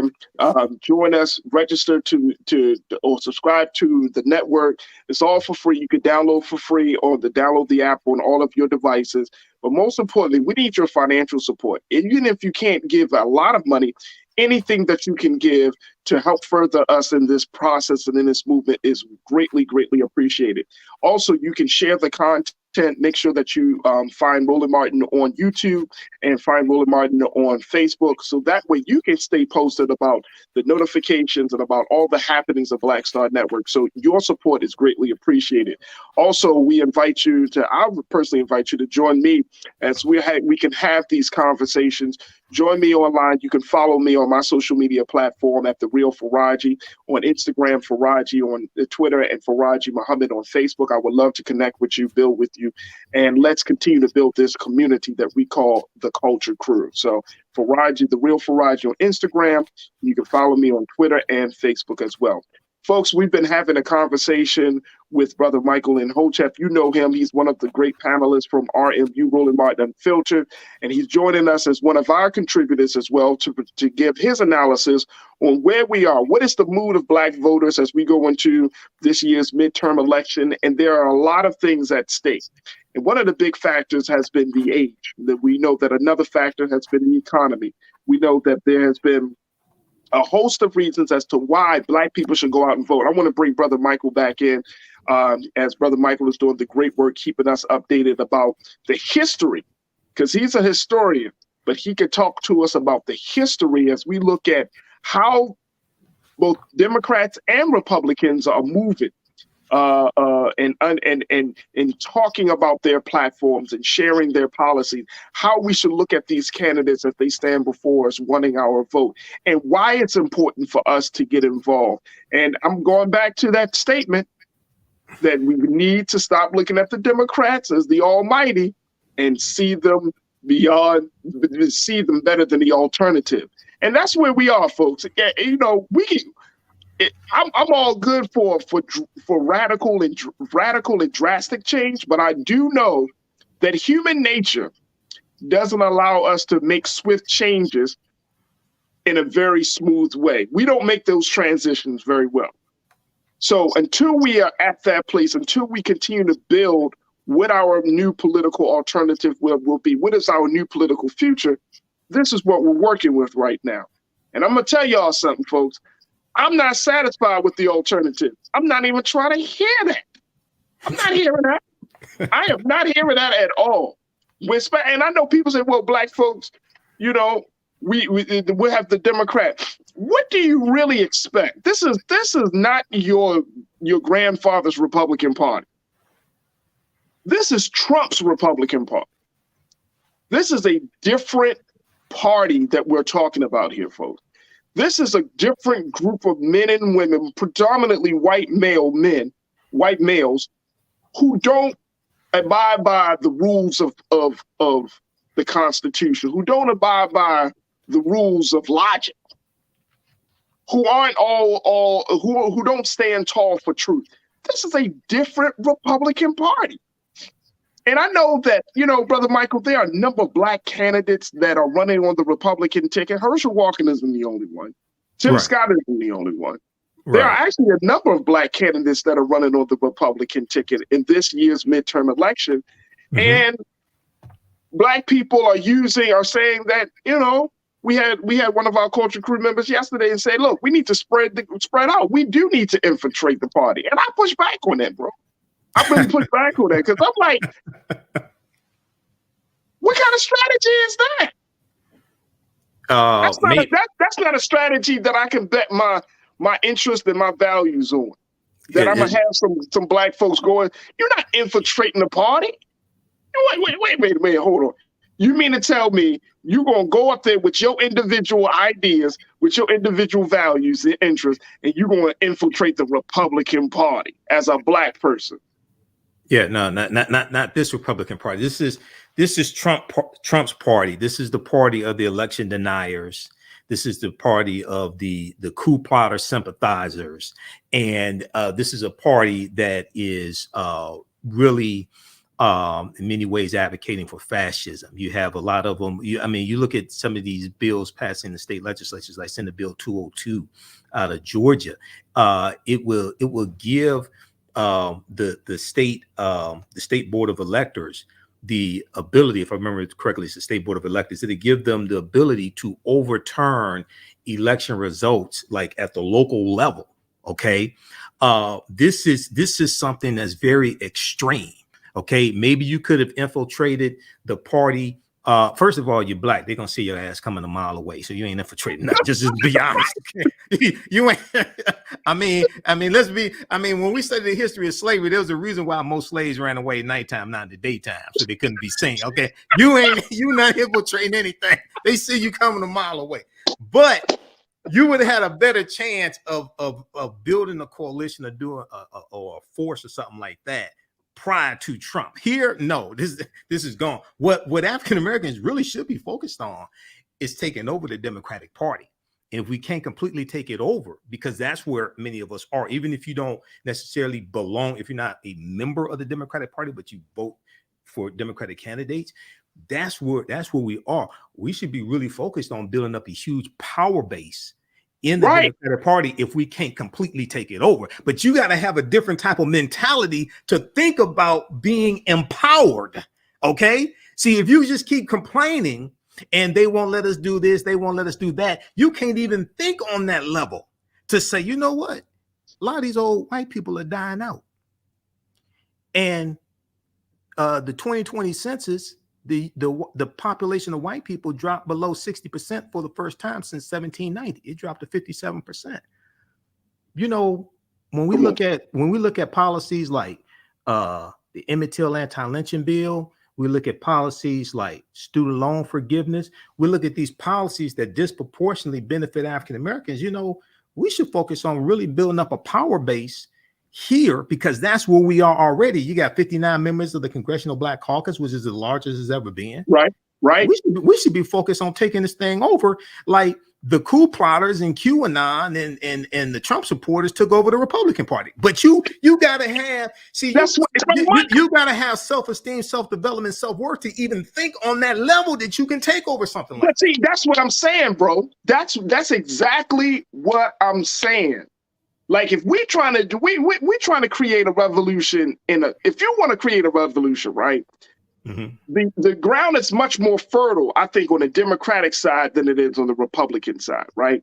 Yeah, absolutely. They're already sentiments, and I'm not saying that we completely if you want to uproot the party, that's fine. My point is, though, you have the sentiment of change, the sentiment of revolution, the sentiment of change, of wanting to see things better. The Democrat Party, of course, it is not the be all in all. We already know that. It's the big tent party. It's the big tent party, right? Mm-hmm. And look, if you speak the language of the people, because I was always taught, as many years I've done activism work, speak the language of the people. What is the language of the people today? Mm-hmm. The people really want justice. Yeah, right. The people yearn for truth, right? The people really want equality, right? You speak the language. I don't care if you go to any white man, if you go to any Asian man, the Latino brother, the black man, you speak this language. Mm-hmm. Then guess what? You're going to find yourself an ally. But you got to, and like you said, bro, you got to have the mindset to be able to say, okay, I'm going to come into this space, and I'm gonna get a better assess the lay of the land, and then I'm gonna start plotting seeds, right? And then I'm gonna start, because you're talking about any type of political revolution, but political revolutions come from understanding how politics work. It comes from understanding how these political parties have been in power for so long. we got to do our homework, bro. We really got to do the homework and understanding this. Let me go to a couple of the comments because folks have checked in, Brother Michael. Let me just say this very quickly. When I say take over the Democratic Party, I don't mean take over to do people harm. No, I got you. That's not what I'm talking about. Because policies that are good for African Americans are good for America in general. Okay, but that allows us to be able to push our agenda, push our issues the farthest, and get the most accomplished. And I'm glad you mentioned this, and I want to get to it. That's the point. Mm-hmm. The point is, what platform is going to take us further along? Right? What's going to give us further along to get our things across? Now, here's the thing: we gotta speed up the time because we got generations behind us that are expecting us to win.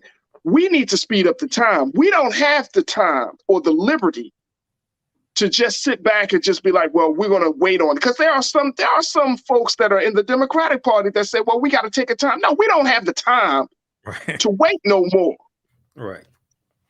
You know what I'm saying? Like you can't wait on this. And Biden, even the president himself, is constantly being pushed. Don't think that because if y'all remember President Biden from 30 years ago, and I've watched Brother Michael some tape when he spoke to the NAACP in Baltimore. He was at their convention years ago, and he was talking all this stuff.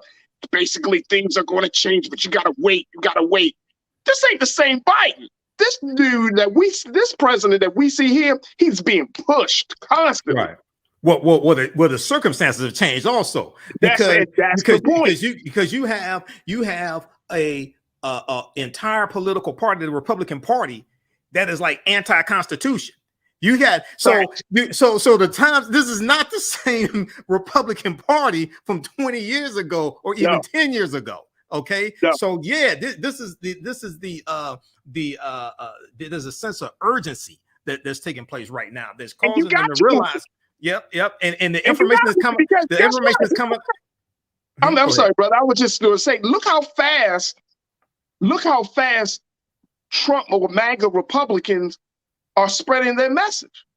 Mm-hmm. You got to move with the pace, as Dr. King said. The urgency of now. You got to move now. Yep. You got to move like this is it, man. And then check this out. Here's the other part, and I'm definitely going to get to your comments very quickly. But do you know? And I know you know this, Brother Michael, but I'm saying this to our audience. In this poll with the Griot, in the New York Times Siena poll that they just did, they're finding out. Do you know, folks, that more Americans are becoming more accommodating to anti-democratic candidates in this country? That this may be the first midterm election or the first election, national election, where guess what? People who have touted anti-democratic beliefs, values, they're not being pushed to the side. They're actually being welcomed and accommodated. We're seeing this. You're talking about Democrat with a small d, not Democratic. Yeah. Right. I'm talking about this order of things. Exactly. There are anti-democrat people that don't necessarily election deniers. Yes. Election deniers. They really don't care about the Constitution. Right. They really don't. They're trying to shred the Constitution. But the other thing is Republicans, if they get 38, if they get control of 38 state legislatures, they want to have a constitutional convention. Right. We talked about that. Right. Okay. Now, this is the cancer of Donald Trump. This is a result of Donald Trump. Right. And this is what I was warning. I was warning people in 2015 and 2016 about Trump and said he had to be stopped. And people thought I was playing games. And I said, no, you understand history. Trump was a combination of Richard Nixon and Governor George Wallace of Alabama. Okay. Can you throw Pat Buchanan in that mix too? You could throw Pat Buchanan in there, but especially Governor George Wallace and Nixon, because Trump ran on the platform of law and order, which is a throwback to Nixon. Right. But Trump has a love for dictators, and he wanted to present himself as a strong man. Okay. And so now you're dealing with a whole nother thing that, and he thinks he's a king. He thinks he has unlimited power, etc. So it's just like with the classified documents. He thinks the documents belong to him. No, they don't belong to you. They belong to the National Archives. That's based upon the Presidential Records Act of 1978. Those documents belong to the Office of the Presidency, which is an institution, not a person. And then when the president leaves the Office of the Presidency, they go to the National Archives. Okay, so you got somebody whose mind is warped and doesn't understand all of this, and at the same time, he backed by people like Leonard Leo and people like this who are financing these election deniers, financing all of this, which is then going to break democracy. Okay, one man, one vote, and everybody votes count. Everybody's vote counts. You have people who are now trying to choose their voters as opposed to the voters choosing the politicians. That's extremely dangerous. Wow. That's extremely dangerous, and it's definitely not beneficial to African Americans. When you study the policies that these people are pushing, absolutely not. That is, bro, I'm telling you, you turn on some light bulbs. We're gonna have to call you an electrician in a minute, brother, because you turning on some light bulbs.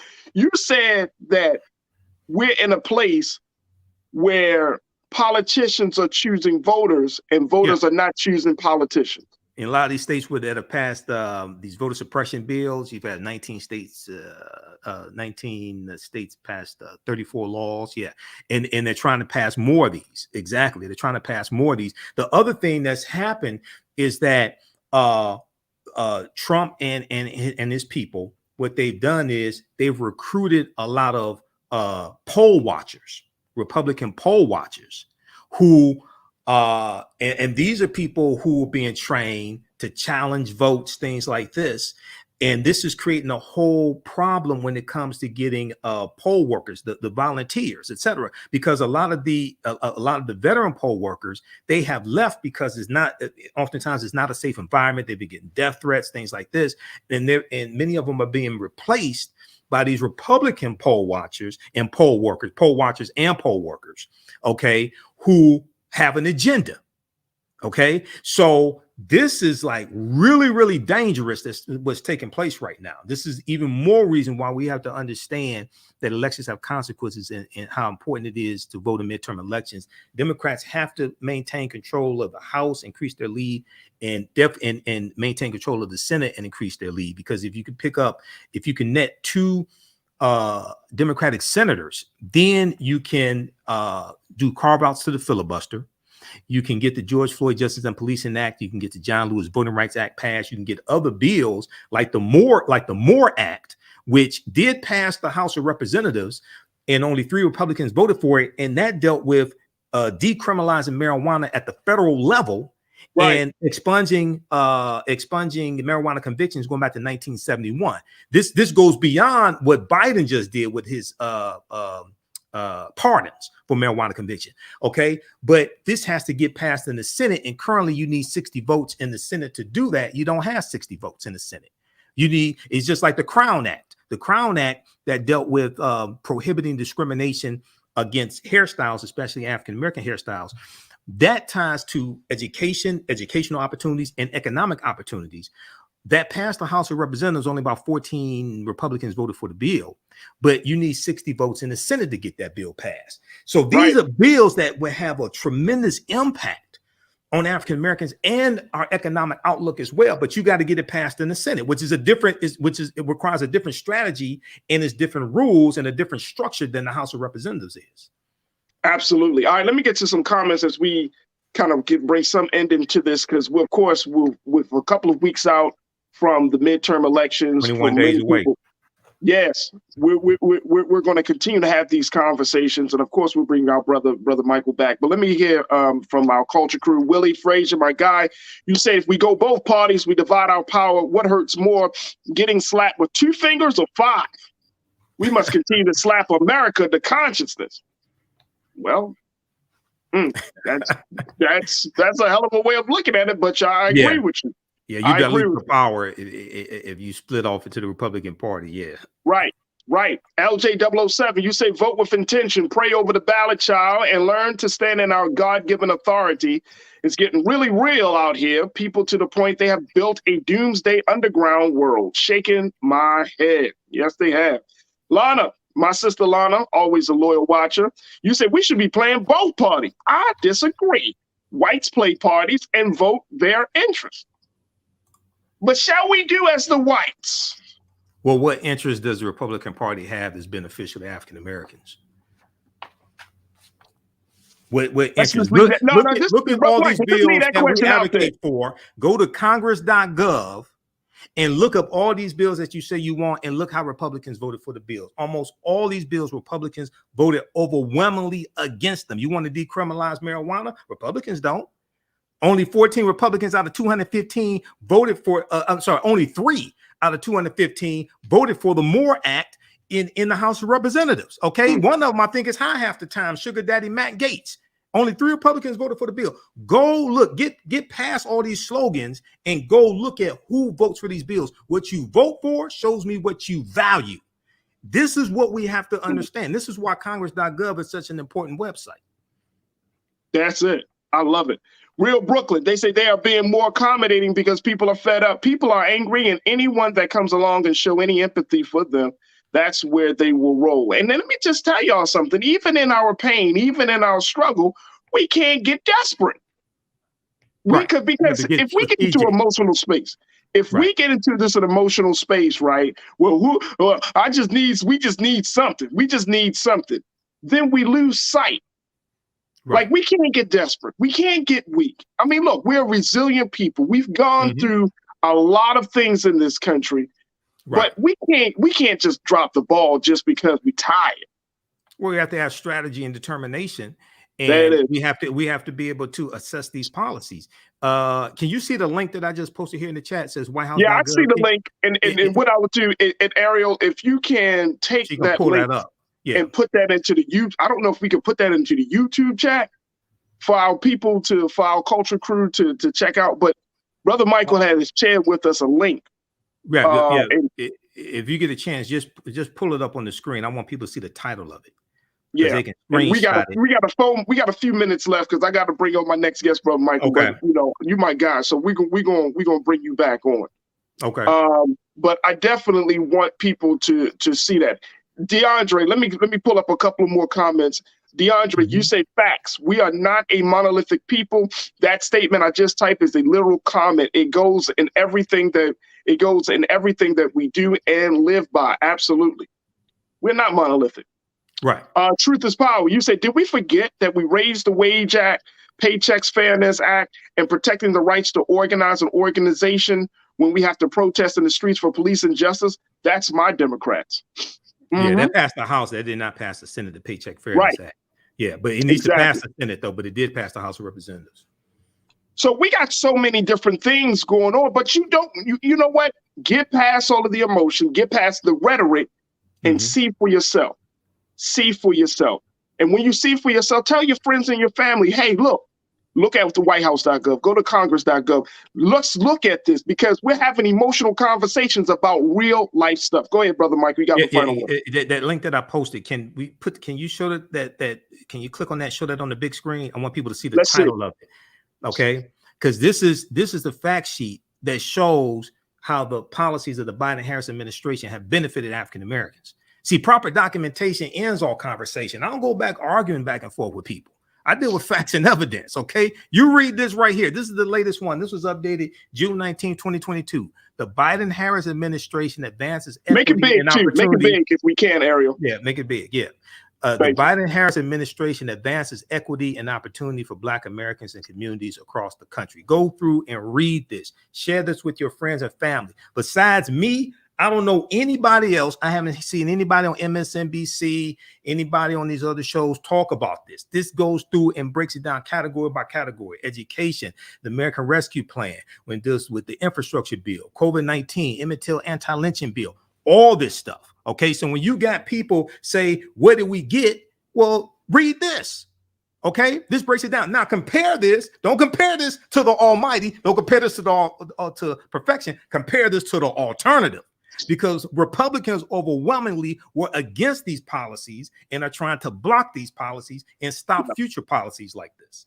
Absolutely. Absolutely. Brother Michael, we appreciate your time, brother. And again, this is my website, theafricanhistorynetwork.com, because I teach my online classes there also. Yeah. Talk to us about the online classes. We know that you're still continuing that process.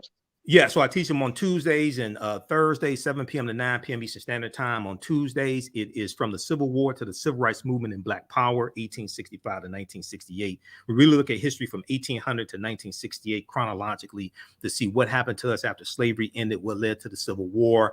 How did we get, and you scroll down and you see the information for the classes. Scroll down, you see the information for the classes. How do we get to where we are today to understand where we need to go from here? Okay, keep scrolling, and it's right there.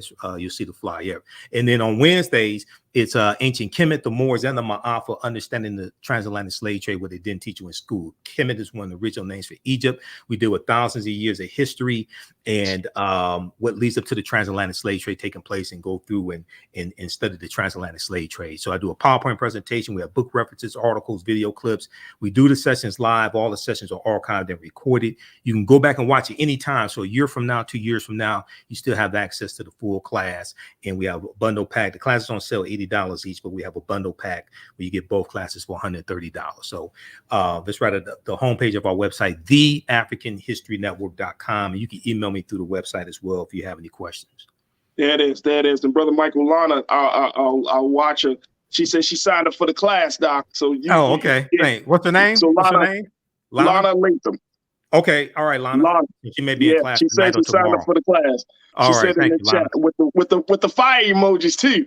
Oh yeah, we deal with, man. We got. I have a binder that I created the curriculum for the class. I've been studying history 30 years. I created the curriculum for both classes, so we get into some deep information. There we go, Brother Michael. And whole chat. It's always a pleasure to have you, man. And again, we'll bring you back on next week, bro. Let's bring you back on next week to chop it up. All right. All right. Thanks. No problem, Farajii. Take care. Thank you, brother. And folks, make sure y'all check out Brother Michael at his website. Again, it's AfricanHeritageNetwork.com. The African History Network.com. The African History Network.com. Thank you, Brother Michael. The African History Network.com. All right, folks, we got to take a quick pause. When we come back, let's talk about the great work of supporting veterans in our country. We'll be checking in with veteran advisor, Mr. Teron Sims, to talk to us about one issue that needs your support. Stay with us. That conversation is coming up next here on The Culture on the Black Star Network.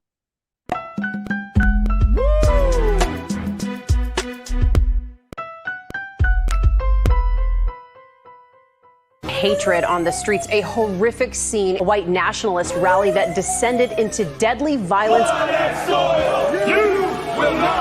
White people are losing their damn minds.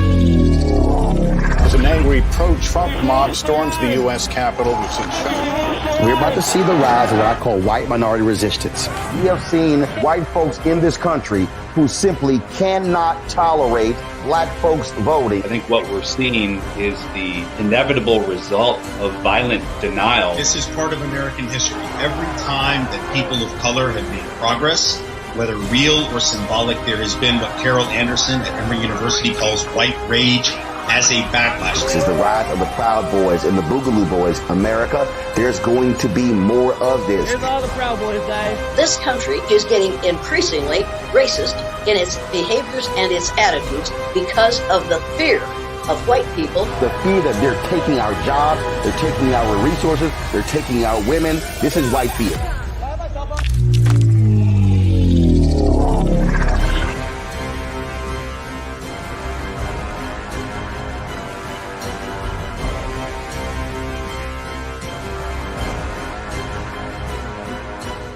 When you talk about blackness and what happens in black culture, we're about covering these things that matter to us, speaking to our issues and concerns. This is a genuine people-powered movement. There's a lot of stuff that we're not getting. You get it, and you spread the word. We wish to plead our own cause.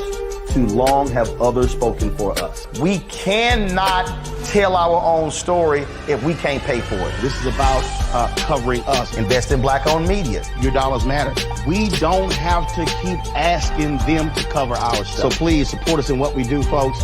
We want to hit 2,000 people, $50 this month, raise $100,000. We're behind 100,000, so we want to hit that. Y'all money makes this possible. Checks and money orders go to P.O. Box 57196, Washington, D.C. 20037-0196. The Cash App is $RM Unfiltered. PayPal is R Martin Unfiltered. Venmo is RM Unfiltered. Zelle is Roland at RolandSMartin.com. When we invest in ourselves, we're investing in what's next for all of us. Growing, creating, making moves that move us all forward. Together, we are Black Beyond Measure. Hi, I'm Dr. Jackie Hood Martin, and I have a question for you. Ever feel as if your life is teetering and the weight and pressure of the world is consistently on your shoulders? Well, let me tell you, living a balanced life isn't easy. Join me each Tuesday on Black Star Network for A Balanced Life with Dr. Jackie. We'll laugh together, cry together, pull ourselves together, and cheer each other on. So join me for new shows each Tuesday on Black Star Network, A Balanced Life with Dr. Jackie.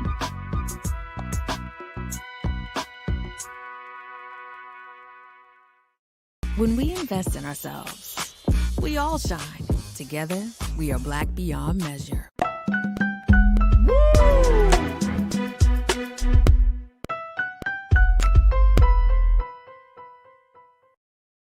All right, folks, for our final conversation here on The Culture today, we wanted to talk about the struggles of veterans coming back home and finding employment and finding homes. And this has been an ongoing issue across the country, folks, because we're seeing that around, according to the latest, some of the big data, around 20% of Americans work in a field requiring an occupational license, and that number jumps to 33% for military spouses. Now, the case is that occupational licenses are not valid from one state to another, and that means that spouses have put in countless hours, days, weeks, and months to get their unique certification, have to start from scratch, even though they have made the ultimate sacrifice by serving in our nation's military. So today we wanted to just have a conversation with Teron Sims, who serves as a military and veterans advisor at Merit, to talk to us a little bit about this issue of how we can get veterans accommodated back to civilian life and how we can do it from state to state. Let's bring Teron into the discussion. Teron, thank you so much, sir, for being with us this afternoon. How are you, brother? Well, brother, how you doing? Thanks for having me. You're welcome. You're welcome. Good to hear. Brother Teron, let's talk a little bit about this, because this might seem outside of the normal discussion that we have, especially within the Black community, about the struggles of veterans. We know about, you know, the veteran black men and women serving in the military, but life after the military can be very, very hard. What aren't we talking about enough of when it comes to veteran life and those trying to get reacclimated back into, you know, going to work and getting homes and just getting back into civilian life? Well, first, you know, I really appreciate you discussing this issue on your show, because most people aren't aware that every Black person is a military family member. Wow. I myself am a fourth-generation veteran, so I'm a little more unique in that perspective, because my family's been serving continuously since World War I. But if every Black person on this show actually takes a second to pause, if either your brother, your sister, your mom, your dad, one of your grandfathers, or one of your grandmother's brothers, bunch of your uncles or some cousins have served in the military, right? I know so many other folks who have no military or veteran familiation other than themselves. But Black people, no matter who you speak to, they had like I said, a mother or dad who fought in Desert Storm, or an uncle or grandparent who fought either Vietnam, Korea, or World War II, right? And so this issue is very unique for the Black community. So to the point of the issue that we're talking in the present with respect to military spouses and veterans attempting to find employment, whether from the military spouse perspective, moving from state to state to state with their active duty spouse, you have to also take into account that Black people are quote unquote overrepresented in the military, right? So even though we make up 10 to 13% of the population, depending on how you look at the census numbers, we make up over 30% of the population in the military. Wow. Right? So even though this issue is important for the country as a whole, as Black people, we really do need to be attentive when it comes to veteran military family issues. So to your point on talking about military reciprocity, obviously, as you know, and probably better than I, when it comes to employment numbers, Black people are at the bottom, right? Right. Any negative stat there is out there, whether it's education, access to healthcare, or in this case, employment, Black people are at the bottom of it. So, my job is being with the advisor, military and veteran advisor with Merit, is bringing all these advocacy groups like the Association of United States Army, Blue Star Families, Women Veterans Interactive, and the National Military Spouse Network, and several others, is both bringing a spotlight or a bigger spotlight to the importance of the issues, and then also in this case with Merit, bringing an actual tangible solution that can improve the ability of a military spouse receiving employment when they move from one state to another. And so, and first and foremost, I'm so happy that you're able to shed a light, Brother Teron, around the fact that, we are overrepresented, because I didn't even know that number. I didn't know that we were, 30% of the military population, which is something. So a lot of the conversation around the military it like hits home. It truly affects Black people in a very significant way. And I will agree with you. My sister has been a part of the military. She was in the Marine Corps. My dad was in the military. He was in the Army in Vietnam. So we're seeing this. And I'm wondering, do you think that where we are right now, and I want to get to the nuts and bolts of this in a moment, but at least, do you feel like as much as America has put out there that it stands behind its military, that it stands behind its soldiers and its veterans, how true is that as a military man yourself? Do you really see that? Do you feel that? Do Black soldiers experience that love? So, look at it from this perspective. I would say that in their hearts, elected officials, in their hearts, they care, right? But as a policy writer, it's very easy to craft policy and to write legislation that solves various problems, right? In this case, military spouse and veteran reciprocity. The beauty of the technology that Merit has available and has offered with respect to partnering with all the states in our country and our U.S. territories is that the Merit's tool provides that tangible solution to the policies that our state level elected officials have crafted.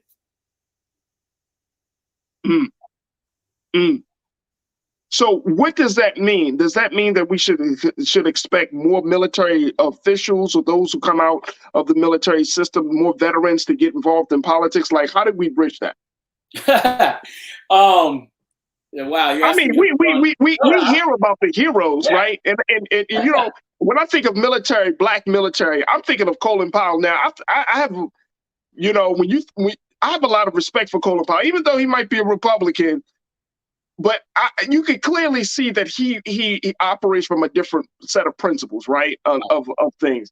So, do we need more of Colin Powell's, for lack of a better word, in order for us to help? For our men and women in the military to feel like they are seen and heard? I would say yes. Now, I was listening to your other show, so I would say, you and I had a Scotch and cigar conversation. I'd give you my pal for president in 2000 theory. But I would say, from a holistic perspective, yes. Not just Black veterans, but veterans in total need to get involved in some manner or another in public service. As a former cadet of the United States Military Academy at West Point, part of our oath is service to the nation. In this case, continued service to the nation. And a certain aspect of that is having control, or a certain level of aspect of control over your fate. And if you're not seeing legislation, policies, or those legislation policies that you believe in being properly appropriated, well, instead of sitting on your couch or sitting in your back patio, complaining about it with your friends and your family, you need to act with your feet, act with your hands, and become involved. Whether that means being part of your civic association, whether that means joining groups like Blue Star Families or AUSA, Women's Veteran Interactive, et cetera, or if that means running for office, right? Because if you don't broadcast the issues you care about, you cannot be upset when your elected officials don't broadcast them for you. Right, absolutely. So let's talk about these professional licenses, Brother Teron. What does this mean? Like veterans being able to work in various states without the scrutiny or without even the red tape of not being from that state, because we know our veterans move around. That you're based in one place, your family might be in another place. So how big of an issue is this? Talk to us about that. So there's an average of about 42 days of unemployment that a military spouse faces because they have to first figure out when they're able to figure out what licenses and certifications they either need to attain or retrain on because the state they're moving into or have moved into won't accept or doesn't accept the certifications and licenses that they currently hold. And so what our goal is in a perfect world scenario, which is truly plausible, and I stress that word plausible, is that Merit's tool already will map out what you have with respect to credentials and license to those in the states that you are going to move to, and then translate those so that you don't have to go and recertify for subject areas that you're already qualified to serve. And so how did it get to this point where there was all this red tape? Not knowing the internal and long-term business of all 50 states, because as you know, every state is run on itself. We don't live in a federalist society, right? So states have their own bureaucracies. So there are some states where the bureaucracy is relatively simple, right? But then you have some states where there's a licensing board for every profession you can think of, right? Wow. Right. And so for Merit, we've taken it upon ourselves to hold formal conversations and meetings with several governors, their chiefs of staff, their state's secretaries and commissioner of veteran affairs, and their senior staff and subject matter experts to figure out who we need to talk to, and if they need new legislation, assisting them in crafting said legislation, and how to work within the bureaucracy so that we can translate these licenses and these certifications in order for incoming military spouses and those veterans either live in the state or want to move to the state to attain access and find employment. So this has to be a conversation that both the federal government, but more importantly among the state government, to have with veterans to ensure that the veterans are getting the licenses that they need to gain full employment. Is that the proper way to understand this situation? Kind of. What I would say is it's one of those issues that because it only affects a small population of people. Right. It hasn't really been at the forefront of a lot of leaders. And I don't say that in the negative. I get you. Right. It's just life and reality, right? And so over the past several years, several states have crafted and passed some form of legislation with respect to military reciprocity. Some of it has been totally blanket, which is great. And then others have looked at professions that they knew that because of their bureaucracy and how robust it is, they looked at different types of employment, like education, healthcare, truck drivers, for instance, right, which are very easy to translate from either military to civilian, or if you can draw blood as a nurse in one state, you ought to be able to draw blood as a nurse in another state, right? So for us, it's been a matter of having these conversations with the states because everyone is on board, right? Everyone supports this issue. It's now a matter of showing them that, hey, we have a tool that is relatively cheap, that our partners agree is a good quality tool that can actually breathe the life into the legislation that you've already written. Absolutely. Absolutely. So what would you like for our audience to do? What can we do to support our family, our brothers and sisters in the military, to be able to move around the country, to be able to get the employment, to be able to find homes, like to make life a little bit simpler? I mean, you guys have already put your lives out there for us. And, you know, it's not enough to just for you to get like a free cup of coffee or some donuts Right. from the local, you know, there has to, I mean, even though you might like that, but there has to be some real substantial, tangible stuff there, because, you know, it's, I can only imagine, and I haven't served in the military, brother, but my pops have told me that sometimes the burden of the transition can be so great that when you can't get simple things like clothing, can't get food, you can't get the job, you can't get the shelter, it triggers. Yeah. It creates a real psychological issue, because now you're trying to reconcile. Well, I put myself out there.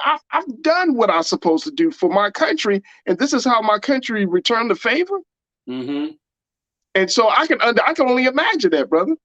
Yeah, I can fully attest and appreciate what your dad shared with you. I work with several and have worked with several organizations that do their darnest to make that not a reality, right? Right. Sadly, we don't live in a perfect world. You know, the high in the sky answer I can give to that, obviously, is for those.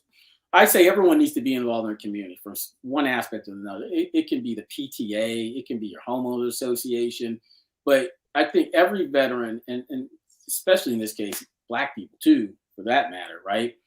We all need to put ourselves in a position to where we have some level of control over ourselves and our greater society, however we define our society, our community. With respect to the issue of veteran and military reciprocity, you know, there's a couple things you can do. You know, for information, people can go to our website. It's just simple, www.merits.com/aspire. Our partner groups, the names of which I mentioned, and that's soon going to grow into even more, I would say, commonly known household names of groups that are out there who have been doing the work and carrying the torch for decades. You know, get involved with them. Let your voices be heard, because at the end of the day, unless it's a personal agenda, elected officials are only going to do that which they need to do. So whether that's good or bad. And so you, in this case, the viewers, you need to make, if this is an issue you care about, you need to make your elected officials care about this issue too. Ain't that the truth? Isn't that the truth? Let's take a couple of comments, because folks are checking in, bro, Tehran, as we having this conversation about making sure that we support military families, not just those who are active duty military members. Let me see.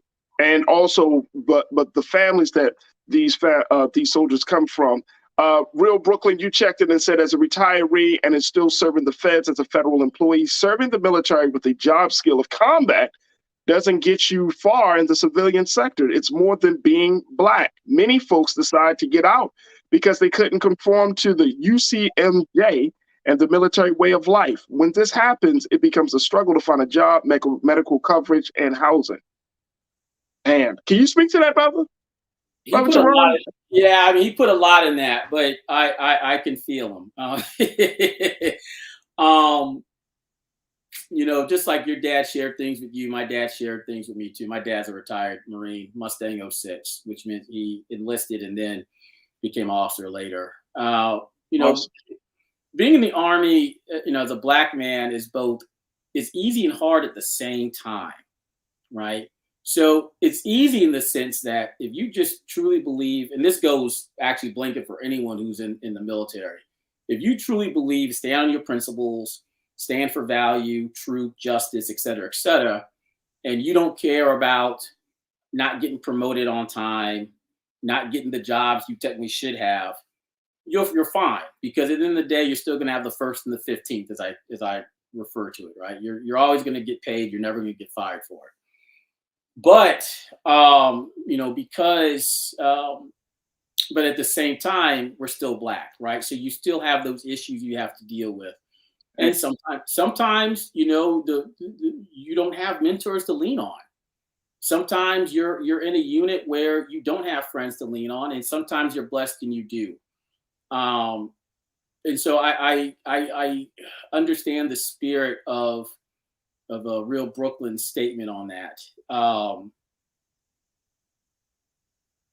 When you get out the military, it can be a little more difficult than it ought to be. Employers, so the biggest crux on this, to speak to this from a business perspective, is that when you talk to leaders in the civilian business world, they talk about all the intangibles of what it means to hire a veteran, right? Duty focused, great time management skills, leadership, team building, all that stuff, right? All that great stuff that you want in a leader. Right.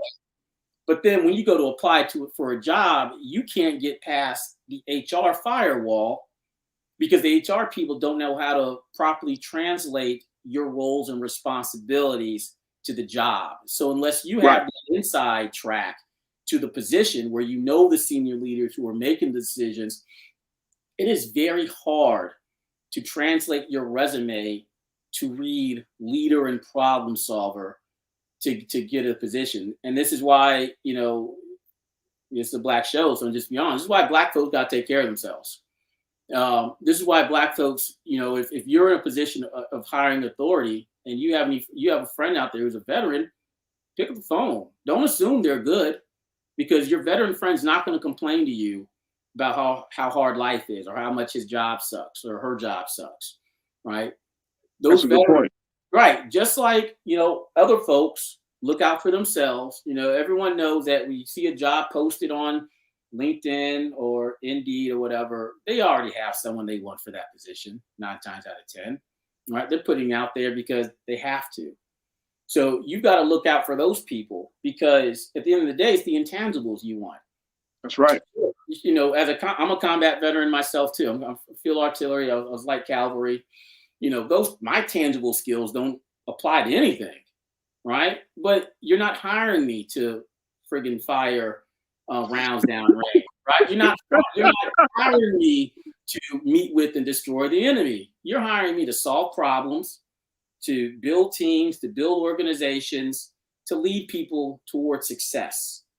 And so as employers, if there are any business leaders on here, whether you own a mom and pop or a Fortune 100 company, you're hiring veterans for their leadership. Yep. So you need to have an arm in your HR department that knows how to read veteran resumes. Because that's a great point, brother. Right. You can only civilianize a military resume so much. Right. That's a great point. Man, that just hits home for me. It resonates with me, Brother Tehran, because one of the things that I can only, if you're looking at somebody and they say, oh yeah, I've had this time in combat, or I've led this battalion, or I led this group of men and women, or I've done this, and then you're looking at the job, they're like, you're almost overqualified. It almost puts you in a space where, people just, like you said, people don't know how to use you, how to bring you on into a team, because you have so many skills. And I mean, of course, being a part of the armed services, you're exposed to so many opportunities to grow personally and professionally, that at the same time, like you get into the business world, into quote unquote civilian life, I can only imagine. And I mean, oh my gosh, I can only imagine. And you're right. And I think that's something that maybe we need to start advocating for, that within every HR department, especially for some of your larger companies, you should have someone there that understands how to break down the veteran's resume and translate it into a civilian resume. Correct. And we know that happens. And you said it best, brother. It happens for white folks. Because white people, and I'm saying this because white people understand the correlation between business and warfare.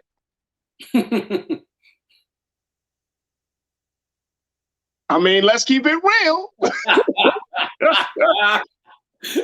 They understand it. So if they see a military man or a military woman sitting in front of them, you doggone right we're gonna bring them in because they understand the difference. They know that they know in business is warfare. But for Black folks, we have to justify. We have to go through extra steps, and we have to be loud, and we have to present ourselves differently. And so I think that's absolutely right, brother. I think that's absolutely right. We got a couple of moments left, brother Teron. What are some of the resources? I know that you do your work through Merit. So how can people get more information, and how can we help in pushing this process and this issue forward? Well, yeah, so definitely, go to our website, www.merits.com/aspire, ASPIRE. And if you go there, if you have questions, info, want to get access to either the company or any of our partner organizations, you can, there's a simple means of typing that in there, and we'll definitely connect you in earnest. The other thing too, like I said before, I think people just need to be involved. They need to involve themselves through action and not just watching. We can't be spectators. We can't allow us to be spectators. Without putting my personal business out there, I'm working with Merit because they are providing me a means of serving both my country and this population of people who have been a strong reason as to who and why and what I am, i.e. in this case, veterans and military families. So we have to, Black people, we're the most resilient people in this country, if not the world, right? We know how to create greatness out of what people seem to feel is nothing. So, right. That's so in that case, for the people who are upset, be upset, but put some action to it. Absolutely.